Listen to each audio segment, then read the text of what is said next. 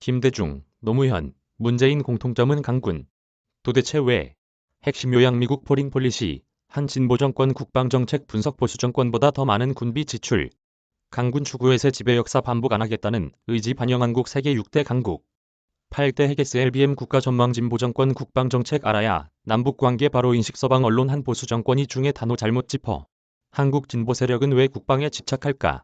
미국의 양대 외교 전문지 가운데 하나인 포린 폴리시가 22일 흥미로운 글을 실었다.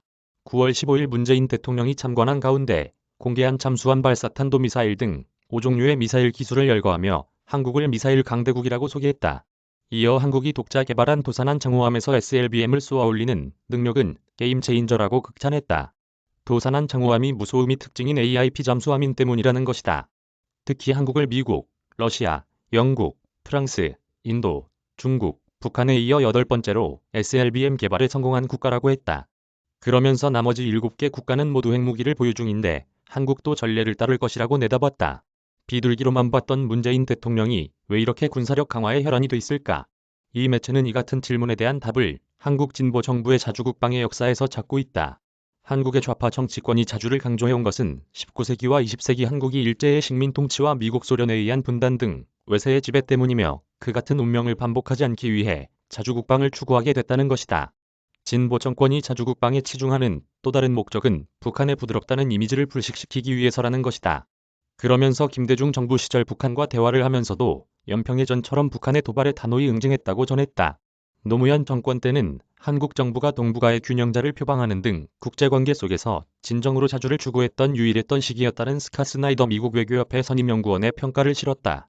이어 군 현대화 계획인 노무현 대통령의 국방개혁 2020은 아직까지 한국군의 청사진으로 남아있다면서 국산 세종대왕 이지스함과 전투기 및 공격형 잠수함의 모형이 노무현 대통령의 집무실 책상에 진열돼 있었다는 일화도 소개했다.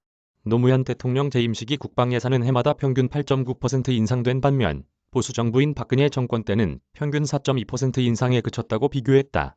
문재인 대통령도 재임 기간 국방비 예산을 평균 6.5% 증액하면서 한국보다 인구가 2.5배 많은 일본의 국방비를 앞질렀다고 소개했다. 또 문 대통령이 조 바이든 대통령과 정상회담에서 미사일 사거리 제한을 로비로 풀어낸 뒤 6톤의 탄두를 장착한 단거리 미사일 발사 실험을 성공적으로 수행하고 스텔스 전투기인 F-35 공중 주요기를 구매했으며 음속 전투기와 경항공모함을 자체 개발 중인 사례도 열거했다. 그러면서 한국이 세계에서 6번째 군사대국으로 유럽 전체를 합한 군사력보다 앞선다고 평가했다. 이 매체는 이 같은 이야기가 한국에서는 잘 알려져 있지만 외국에는 잘 알려져 있지 않아 문 대통령이 왜 군비 경쟁에 올인하고 있는지 헷갈려 한다고 지적했다. 한국의 좌파가 동의를 제고하고 있다거나 한국 정부가 전시작 정권 회수를 위해 국방을 강화하고 있다는 분석도 이 같은 맥락을 모르기 때문에 나온 것이라고 비판했다.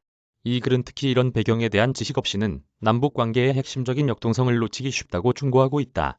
그러면서 북한이 남한의 재래식 무기의 위협을 느낀다고 지속적으로 불만을 제기하고 남한과 북한의 미사일 발사에 대해 이중잣대를 댄다며 불평하고 있는 점을 들었다. 남한의 군사력 증강이 북한의 비핵화에 갖는 함의와 중요성에도 불구하고 국제사회는 오로지 북한의 미사일 실험에만 주목하고 있다며 꼬집었다. 이 글은 역대 한국 정부에서 핵무기 개발을 시도했다는 점도 환시시켰다. 과거 비밀리에 우라늄을 농축하려 한 사실, 노무현 대통령 때 핵잠수함 개발을 추진하다 국제사회 비판 여론을 의식해 중단한 점도 제시했다.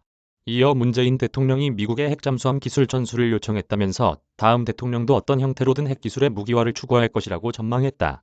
이 글은 끝으로 서방 주요 언론이 한국의 정치 지형을 잘못 소개하고 있고 비판하고 있다.